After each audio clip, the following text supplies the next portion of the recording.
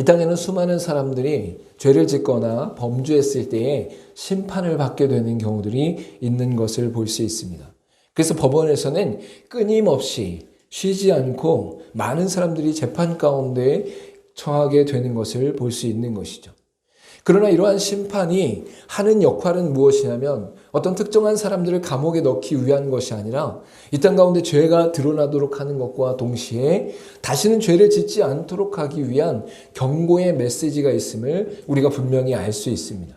그래서 심판이라는 것 자체가 이 땅 가운데 필요한 이유는 무엇이냐면 이 땅에 있는 수많은 사람들의 죄의 본성으로 말미암아 그들이 저지르는 수많은 죄로 억울한 사람이나 연약한 사람이나 안타까운 사람들이 존재하기 때문인 것이죠.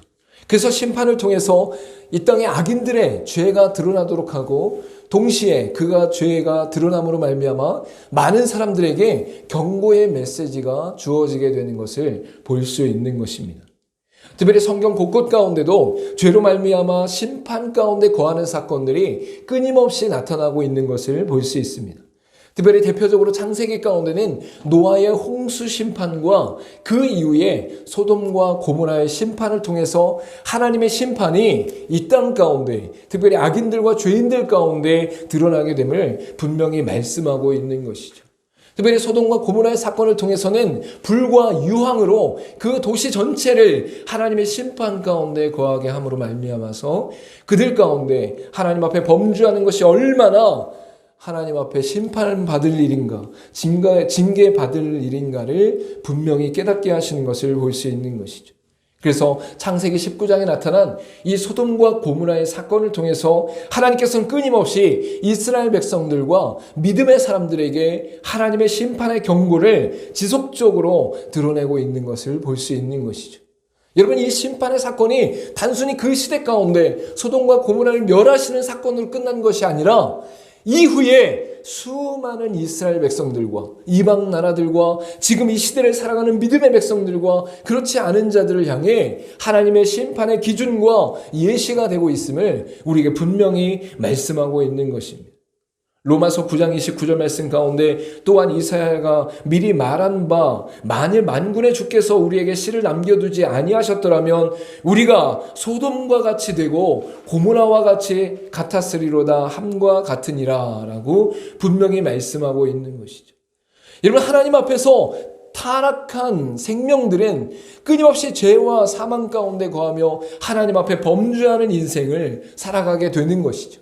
타락한 가운데 우리의 인생의 삶의 순간순간이 범죄함으로 가득 차게 된다라고 말씀하고 있는 것입니다.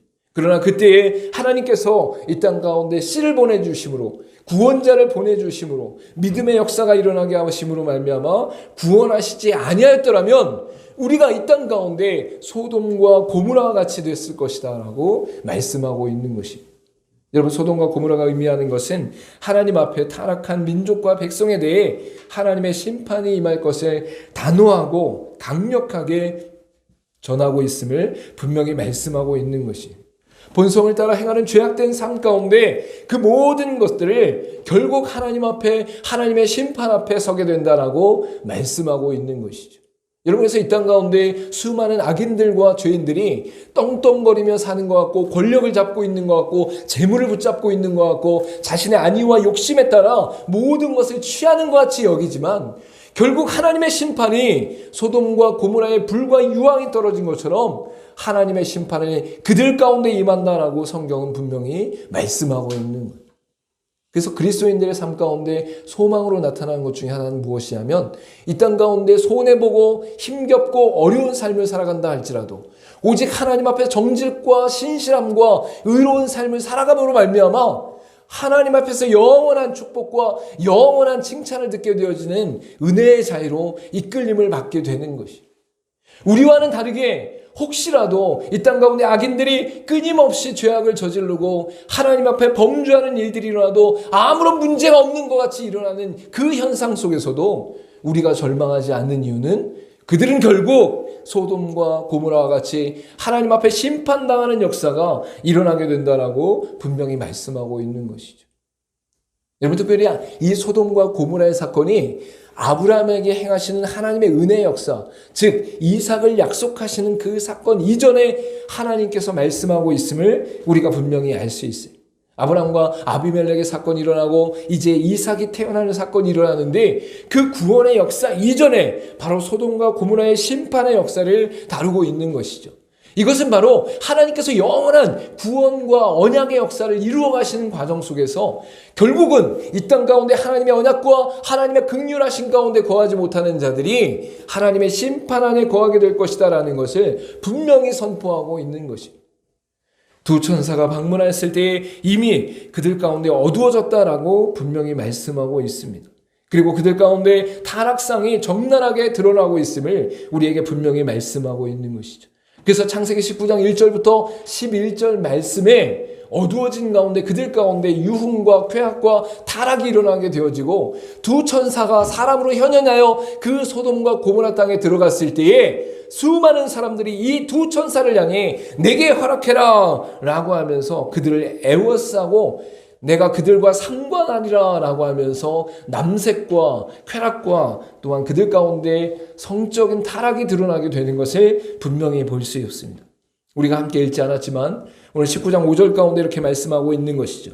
롯을 부르고 그에게 이르되 오늘 밤에 내게 온 사람들이 어디 있느냐 이끌어내라 우리가 그들을 상관하리라 라고 5절 가운데 말씀하고 있는 것입니다. 여기서 상관한다라는 것은 단순히 그들과 대화를 한다든지 그들과 이야기를 한다는 것이 아니라 그 두 천사, 즉 인간의 몸으로 현현한 그 두 천사를 향해 성적인 타락과 성적인 관계를 맺게 될 것이다. 또한 남색을 맺을 것이다 라고 말하는 내용들이 나타나게 되는 것이죠. 결국 소돔과 고모라의 멸망은 확정되었고 롯의 가족들에게는 하나님의 자비하심과 아브라함을 통해 언약하신 그 은혜 안에서 구원을 베풀고 계심을 분명히 말씀하고 있는 것입니다.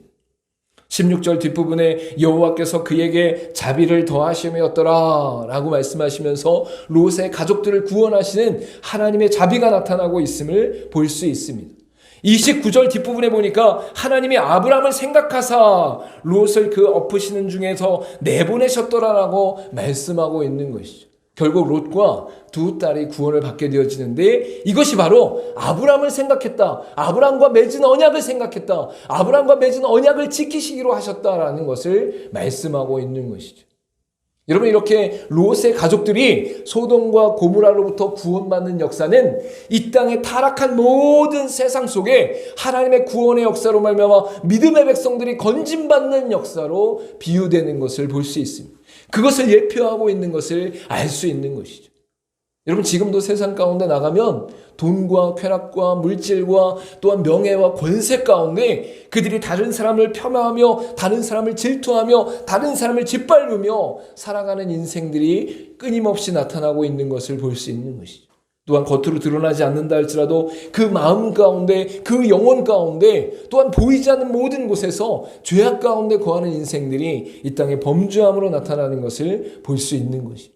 이렇게 타락한 세상 속에서 이렇게 무너져가는 세상 속에서 하나님이 그의 백성들을 구원하시는 역사가 롯의 가족들을 이끌는 것과 같이 우리 가운데 이끄신다라고 분명히 말씀하고 있는 거예요. 여러분, 근데 그때의 풍요로움 가운데 거하던 롯과 가족들의 반응이 바로 지금 현재 과학과 기술과 또한 풍요로움 가운데 거하는 우리의 모습과 거의 비슷함을 알 수 있는 것입니다. 그래서 여러분, 이 성경 가운데 나타난 오늘 본문의 말씀을 통해 나타난 롯의 가족과 주변 사람들의 반응이 바로 이 시대에 세상의 많은 사람들의 반응임을 우리가 알 수 있는 것입니다. 아직도 하나님의 사랑을 모르고 아직도 하나님의 구원을 모르고 또한 아직도 하나님의 심판을 모르는 자들이 지금 롯과 가족들이 반응을 보인 것과 동일한 반응을 보이고 있다라는 것입니다. 그들 가운데 나타난 첫 번째 반응이 무엇이냐면 바로 농담으로 여겼다라고 분명히 말씀하고 있는 것이죠. 오늘 본문의 말씀 가운데 14절에 롯이 나가서 그 딸들과 결혼한 사위들에게 말하여 이르되 여호와께서 이 성을 멸하실 터이니 너희는 일어나 이곳에서 떠나라 하되 그의 사위들은 농담으로 여겼더라 라고 말씀하고 있는 것입니다. 여기서 농담으로 여겼다라는 것은 비웃었다, 희롱하다라는 뜻으로 이 롯이 그것을 말했을 때에 이 약혼자들은 우습게 여겼다라는, 가볍게 여겼다라는 거예요. 결국 이들은 하나님의 심판 앞에서 죽음을 맞이하게 되는 것을 볼 수 있는 것이죠. 영적으로 귀가 열리지 않은 사람들, 영적으로 그 마음이 열리지 않은 사람들, 또한 하나님의 심판을 경중히 또한 중히 여기지 않는 사람들이 바로 이러한 반응을 나타내는 것을 볼 수 있는 것입니다. 여러분, 지금 도시가 막 엄청나게 발전하고 있었어요. 소돔과 고모라는 그 땅 가운데, 그 지역 가운데 비옥하고 또한 많은 성들이 세워지고 그들 가운데 견고한 것처럼 보였다라는. 여러분, 저기 미국에 가서 라스베가스라든지 뉴욕이라든지 이런 커다란 도시 가운데 있으면서 이곳이 이제 멸망하게 될 것입니다. 이 빌딩들이 무너지게 될 것입니다. 이제 이곳이 아주 폐허가 될 것입니다. 이러면 믿을 사람이 없어요. 왜? 미국은 전 세계에서 최강 국가예요. 그리고 그 도시들은 이 세상에서 가장 부유한 도시예요. 무너지지 않을 것 같은 도시라는 거예요. 소돔과 고모라가 지금 그런 상태 가운데 있는데 그곳에 있던 이 사위들은 비웃었더라는 거예요. 웃기고 앉았어. 장인이니까 또 함부로는 못하겠지만 아유, 우스운 말씀하지 마세요. 그런 일이 일어날 리가 있어요? 이렇게 잘 살고 이렇게 성이 굳건하고 이렇게 풍요로운데 아유, 무슨 심판을 받아요. 무슨 심판을 받아요. 무슨 성이 무너져요. 아유, 망령이 드셨나. 왜 그래. 이러면서 우습게 보는 거예요. 여러분, 근데 그들이 단순히 외적인 부분만 보았을 때 나타난 현상이 아니라 영적으로 하나님에 대해, 하나님의 존재에 대해 알지 못했던 인생들은 바로 그러한 반응을 보인다라는 것을 성경은 끊임없이 말씀하고 있는 것이죠. 여러분, 예레미야 29장 19절 말씀 우리 같이 한번 읽어볼까요? 예레미야 시대 때에도 그 당시에 수많은 사람들이 하나님의 말씀을 듣지 않고 있었음을 알 수 있습니다. 같이 한번 읽어보겠습니다. 시작. 여호와의 말씀이니라. 너희들이 내 말을 듣지 않았기 때문이니라. 내가 내 종 선지자들을 너희에게 꾸준히 보냈으나 너희는 그들의 말을 듣지 않았느니라. 여호와의 말씀이니라. 여러분, 노아의 시대 때만 그런 것이 아니에요. 여러분, 지금 이 소돔과 고모라 시대 때만 그런 것이 아니에요. 여러분, 이스라엘 백성들이 하나님의 말씀 가운데 떠나고 하나님을 두려워하지 않고 하나님을 경외하지 않으면 어느 순간 귀가 닫힌다라는 거예요. 그럼 지금 이 시대는 안 그럴 것 같습니까? 이 시대는 사람들이 똑똑해서 안 그럴 것 같습니까? 여러분, 이 시대는 사람들이 많은 정보가 있어서 안 그럴 것 같습니까? 그렇지 않다라는 거죠. 지금 이 시대에도 하나님을 두려워하지 않으면, 하나님을 알지 못하면, 하나님을 경외하지 않으면 그 귀가 닫혀버리는 역사가 일어난다라는 거예요. 여러분, 예레미야 시대에 꾸준히 선지자를 보냈어요. 꾸준히 하나님 말씀을 선포했어요. 꾸준히 하나님의 경고를 드러냈어요. 그런데 그들 가운데 듣지 아니함으로 말미암아 멸망했다라고 분명히 말씀하고 있는 것이죠. 여러분, 소돔과 고모라 시대 때도 듣지 않았다. 농담으로 여겼다. 지금도 예수 그리스도를 증거하고 복음을 전해보십시오. 니네라 잘해. 뭐 교회가 뭐 나가면 뭐 특별한 게 있어? 뭐 하나님이 심판하시긴 뭘 심판해. 지금 몇천 년이 지났는데도 아무 일도 없구만. 여러분, 이 땅 가운데 수많은 사람들이 하나님의 존재를 알지 못하기 때문에 그의 심판을 알지 못한다라고 분명히 말씀하고 있는 것이죠.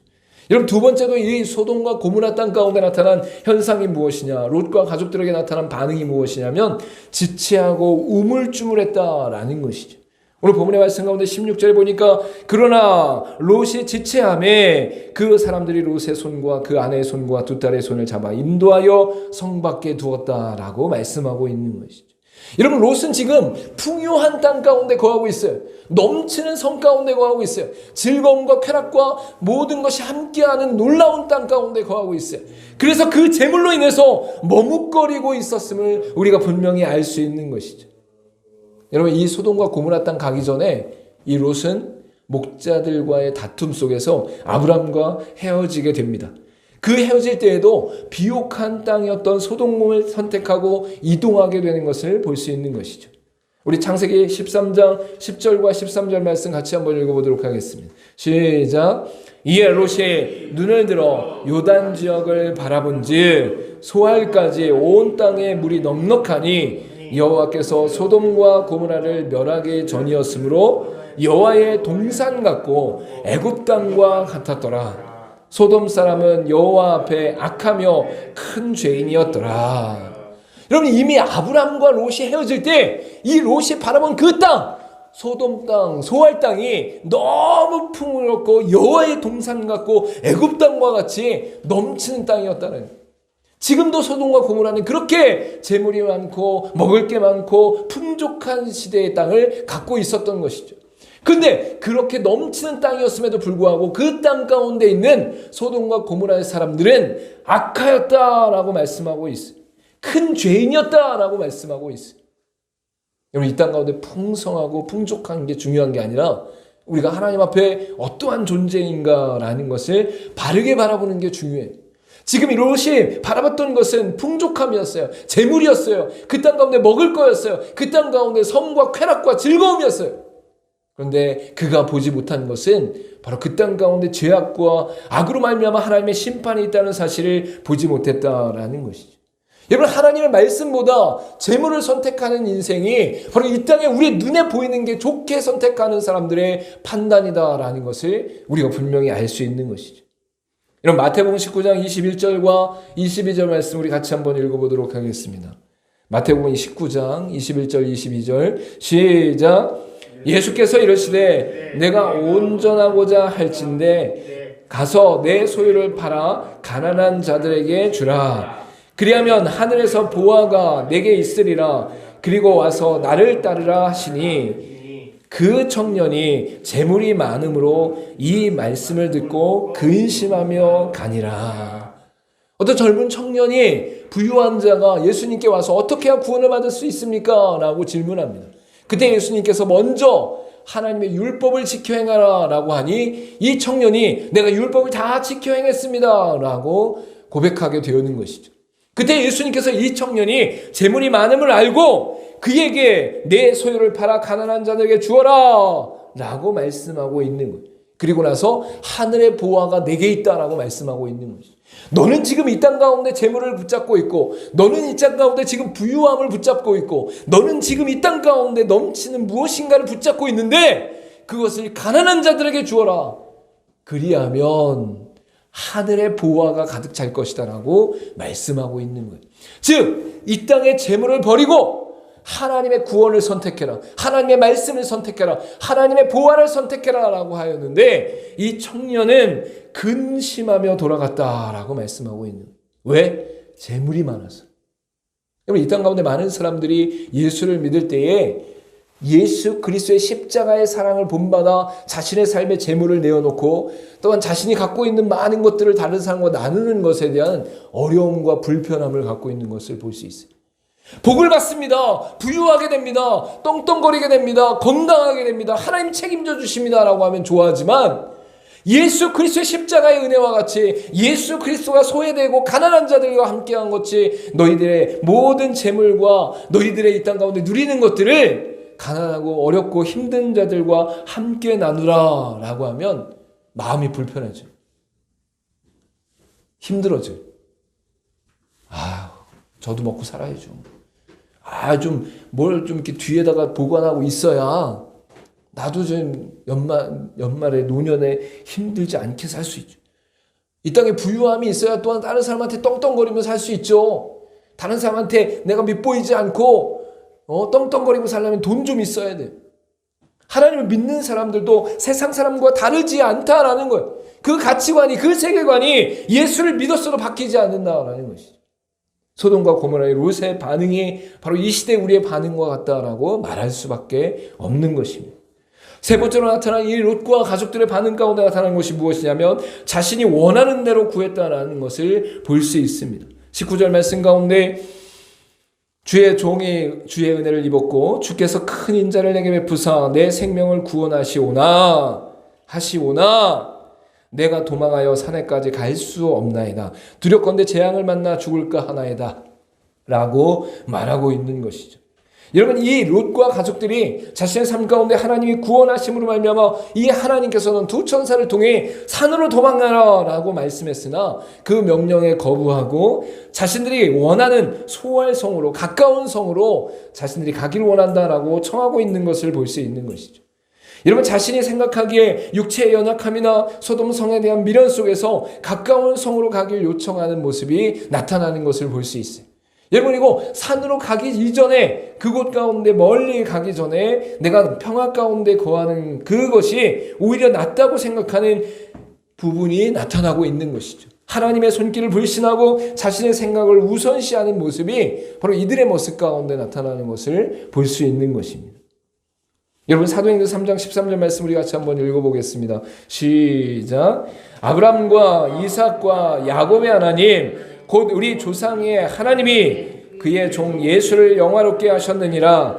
너희가 그를 넘겨주고 빌라도가 놓아주기로 결의한 것을 너희가 그 앞에서 거부하였으니. 베드로를 통해 하나님 말씀을 증거될 때 유대인들에게 선포된 내용이 무엇이냐면, 봐라! 예수님이 붙잡혀 이제 죽게 되었을 때에 빌라도는 그를 풀어주라 했으나 너희가 거부하고 그를 못 박았느니라 라고 말하고 있는 것이죠.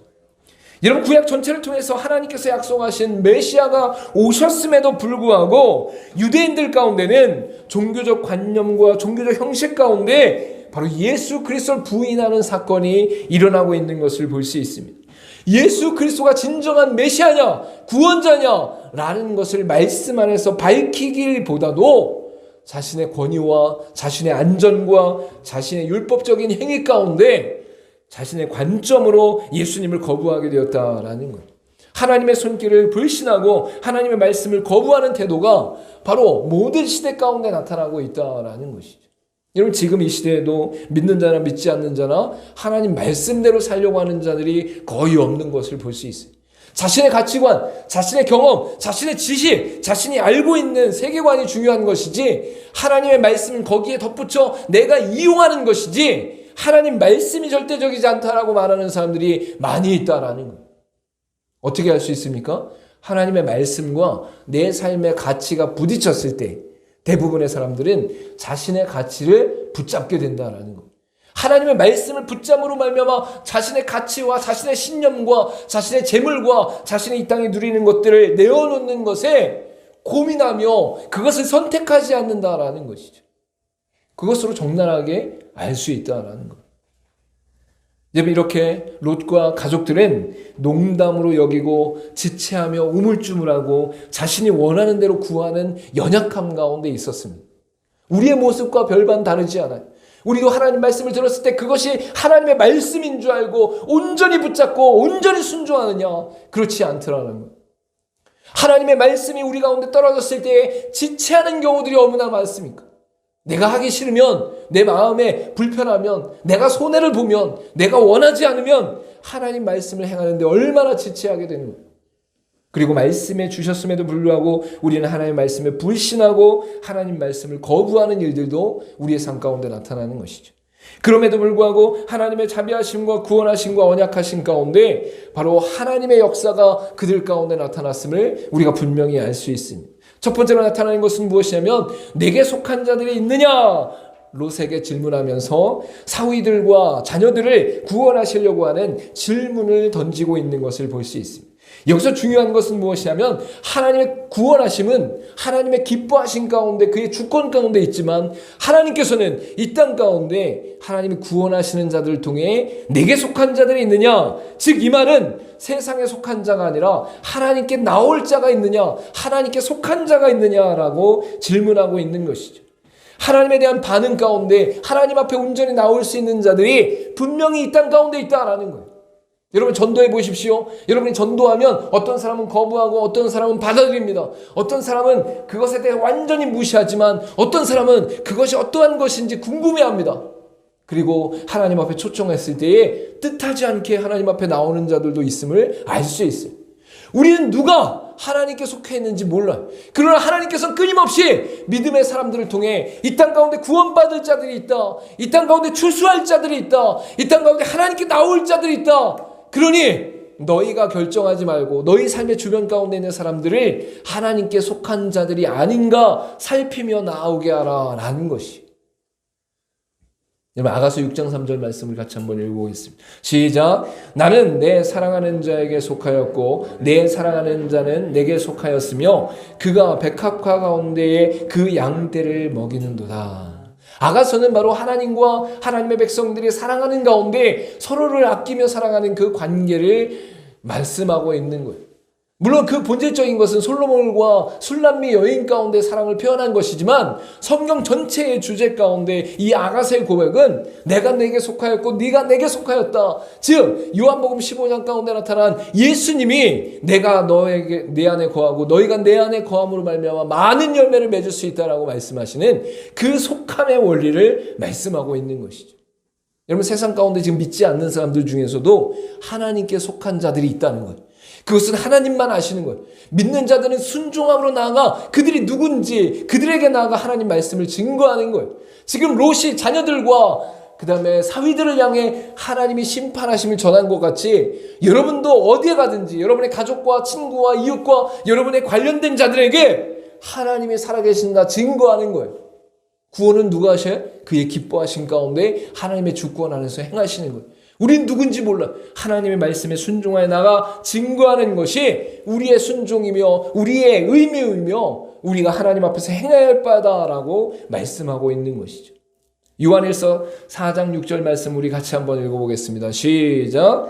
우리는 하나님께 속하였으니 하나님을 아는 자는 우리의 말을 듣고 하나님께 속하지 아니한 자는 우리의 말을 듣지 아니하나니 진리의 영과 미혹의 영을 이로써 아느니라. 할렐루야.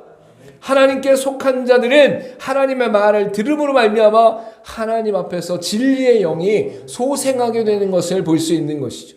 저 여러분이 이 땅 가운데 하나님께서 우리를 찾으실 때에 우리가 하나님 앞에 농담으로 여기고 지체하며 자신이 원하는 대로 구하는 연약함 가운데 있다 할지라도 하나님은 우리를 통해 바로 우리에게 하나님께 속한 자들이 누구인가를 분명하게 드러내고 계심을 알 수 있는 것이죠. 두 번째로 하나님이 행하시는 것은 무엇이냐면 손을 잡아 강권하여 인도하시는 모습이 나타나는 것을 볼 수 있습니다. 16절에 롯이 지체함에 그 사람들이 롯의 손과 그 아내의 손과 두 딸의 손을 잡아 인도하여라고 분명히 말씀하고 있습니다.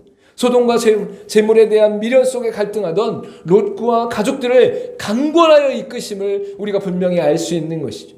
하나님의 구원 역사는 믿음의 사람들이 이 세상에 것들에 대해 매여 있을 때에 바로 오히려 강력하게 끊게 하심으로 구원을 얻을 수 있도록 하시는 것을 볼 수 있는 것이죠. 여러분 어떤 경우에는 재물에 매여서 하나님을 믿지 않으면 그 사람의 재물을 다 뺏어가시기도 해요. 왜? 그 사람이 재물을 붙잡고 있으면서 하나님을 알지 못하는 것보다 오히려 재물이 없음으로 말미암아 하나님을 구하는 삶이 복된 삶이라는 것을 분명히 말씀하기 때문인 것이죠. 어떤 사람이 건강을 자신하고 있는데 그 건강을 자신하면서 내가 하나님을 믿냐 나를 믿지 내 주먹을 믿지 내 힘을 믿지 않은 사람이 있으면 오히려 그 건강을 깨뜨려서라도 하나님을 믿게 하시는 게 은혜이기 때문에 그가 우상으로 섬기고 있는 자신의 힘을 깨뜨리시는 역사도 일어나게 되는 것을 볼 수 있는 것이죠. 여러분 지금 롯과 가족들이 재물 가운데 풍족함 가운데 그 성에 매여 있으니까 오히려 그 풍족함과 재물과 쾌락을 끊음으로 말미암아 인도함으로 말미암아 그를 구원하는 역사가 일어나는 것을 볼 수 있는 것입니다. 여러분 사단은 끊임없이 이 세상을 것을 통해서 우리를 유혹하고 있어요.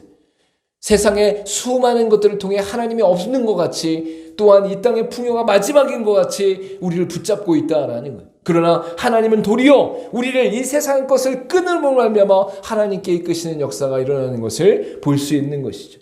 로마서 5장 21절 말씀 가운데 이는 죄가 사망 안에서 왕노릇한 것 같이 은혜도 또한 의로 말미암아 왕노릇하여 우리 주 예수 그리스도 말미암아 영생에 이르게 하려 함이라 라고 분명히 말씀하고 있어요.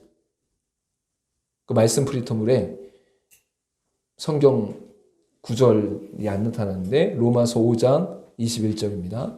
로마서 5장 21절. 사단이 죄 안에서 사망이 왕노릇한 것 같이 은혜 또한 의로 말미암아 왕노릇해서 우리를 영생으로 이끄신다라고 분명히 말씀하고 있는 것이죠. 베드로전서 5장 7절과 8절 말씀 우리 같이 한번 읽어보겠습니다. 시작. 너희 염려를 다 주께 맡기라. 이는 그가 너희를 돌보심이라. 근신하여 깨어있으라. 너희 대적 마귀가 우는 사자같이 두루다니며 삼킬 자를 찾나니. 염려를 다 주께 맡길 수 있는 것은 여호와께서 우리의 손을 붙잡고 계시기 때문임을 믿으시길 바랍니다. 우리의 걱정과 우리의 불안과 우리의 염려를 하나님께 다 맡길 수 있는 것은 하나님께서 우리를 붙잡고 있기 때문인 거예요. 그리고 또한 사자와 같이 우는 사자와 같이 우리를 삼키려고 하는 사단의 역사가 있다 할지라도 우리가 걱정하지 않고 염려하지 않는 이유는 하나님께서 우리의 손을 붙잡고 끌고 가시기 때문이다라는 것을 분명히 말씀하고 있는 것이죠. 마지막으로 롯과 가족들이 행한 그 연약함 속에 반응한 하나님의 놀라운 역사는 바로 그들의 연약한 기도까지도 들어주고 계심을 우리가 분명히 알 수 있는 것이죠. 하나님을 불신하고 자신이 원하는 대로, 자신의 경험대로, 자신의 생각대로 하나님께 구하고 있어요. 근데 하나님이 그것을 저버리지 않으셨다는 거예요. 인간의 연약함 가운데, 부족함 가운데 자신이 구하는 것이 어떠한 것인지 알지 못하고 구하는 연약함 가운데 있다 할지라도 하나님을 찾고 하나님께 구하고 하나님께 엎드리는 그 마음을 하나님 받으셔서 그들 가운데 그 기도에 응답하시는 역사가 나타나는 것을 볼 수 있는 것이죠. 여러분 살다가 내가 기도를 어떻게 해야 되지? 내가 기도를 어떤 내용을 하지? 기도를 어떤 식으로 하지? 걱정할 필요가 없어요. 물론 주기도문과 같이 하나님께서 우리에게 가르쳐준 기도가 우리의 신앙의 성숙과 변화 가운데 하나님께 온전히 드릴 기도의 내용이에요. 그럼에도 불구하고 우리의 삶 가운데 하나님께 기도할 때에 진실로 연약함 가운데서라도 하나님을 찾고 하나님을 붙잡고 하나님을 의지하는 삶이 하나님의 응답하시는 역사의 통로다라고 말씀하고 있는 것이죠. 여러분이 만약에 연약함으로 기도했어도 하나님은 그것을 바로 세워가시는 역사가 일어나게 돼요. 지금 나의 연약한 수준에서 기도하는 것들에 대해 하나님이 응답하시면서도 그 안에서 하나님이 교정해 나가시고 성숙하게 하시고 성화시켜 나가시는 역사가 일어난다라는 거예요. 그러니까 여러분 마음의 중심 가운데 하나님만 모시고 하나님 앞에 두렵고 떨림으로 간절히 여러분의 마음의 소원을 드리시길 간절히 소망합니다. 때를 얻든지 못 얻든지 하나님 앞에 마음의 중심을 드리며 하나님께 기도하는 삶이 나타나길 간절히 소망합니다. 빌립보서 4장 6절 말씀 우리 같이 한번 읽어보겠습니다. 시작. 아무것도 염려하지 말고 다만 모든 일에 기도와 간구로 너희의 구할 것을 감사함으로 하나님께 아뢰라. 여러분, 여러분의 인생 가운데 염려하고 걱정하는 일이 무엇이에요? 세상을 바라보기 때문인 거예요. 사단의 유혹 가운데 거하기 때문인 거예요. 인간의 본성 가운데 있는 욕심으로 말미암아 걱정하고 불안해하는 거예요.